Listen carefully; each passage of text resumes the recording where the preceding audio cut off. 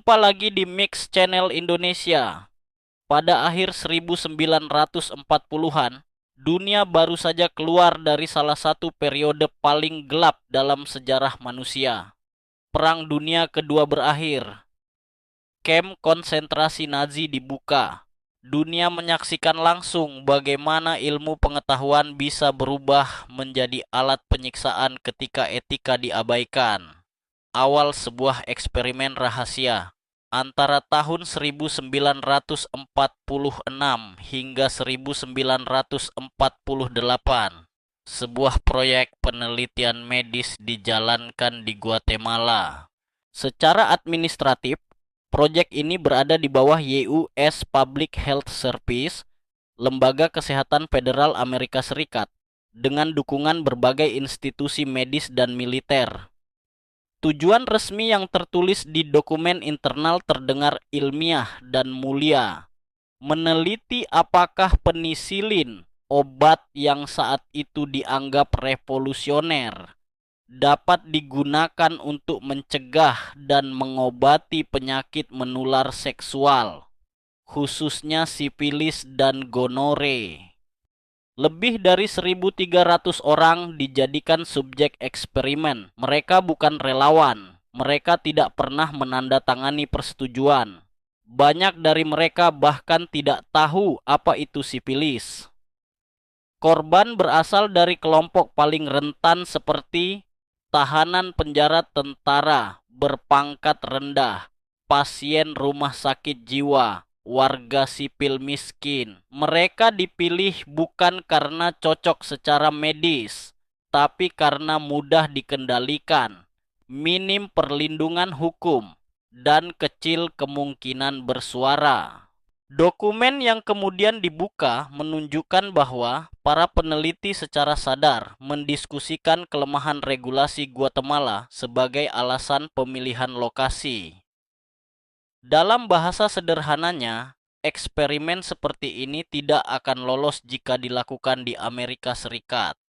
Di sini, penyakit tidak dibiarkan, penyakit ditularkan secara aktif. Metode yang digunakan antara lain menyuntikkan bakteri sifilis langsung ke tubuh korban, menggosokkan cairan infeksi ke luka terbuka, memfasilitasi hubungan seksual dengan pekerja seks yang telah terinfeksi.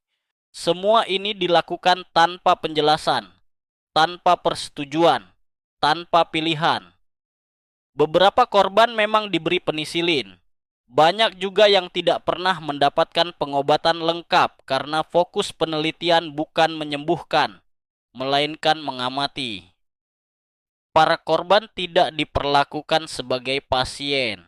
Mereka diperlakukan sebagai data hidup.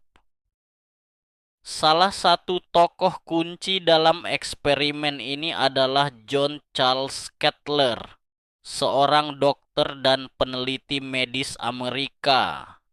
Cutler bukan orang bodoh. Ia memahami etika medis.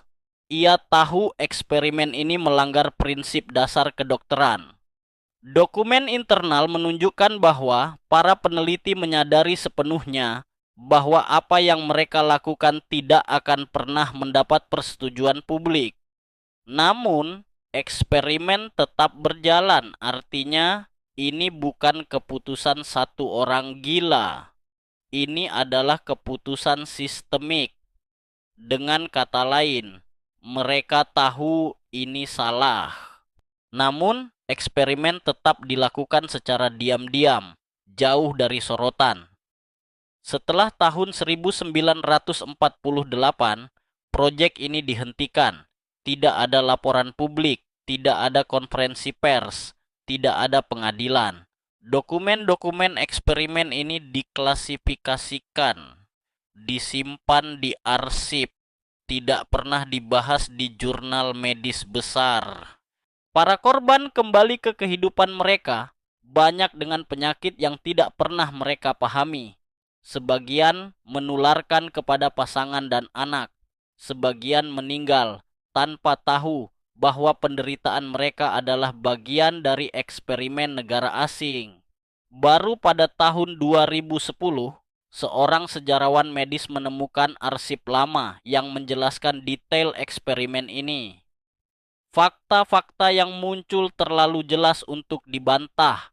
Pemerintah Amerika Serikat akhirnya mengakui eksperimen tersebut, menyebutnya sebagai pelanggaran etika berat. What the United States government did was shameful, and I am sorry. Amerika menyampaikan permintaan maaf resmi. Namun pada titik itu, hampir semua korban telah meninggal dunia. Tidak ada pelaku yang diadili. Tidak ada hukuman pidana. Tidak ada keadilan hukum. Yang tersisa hanya dokumen dan rasa terlambat. Cukup sekian dulu. Terima kasih atas perhatiannya.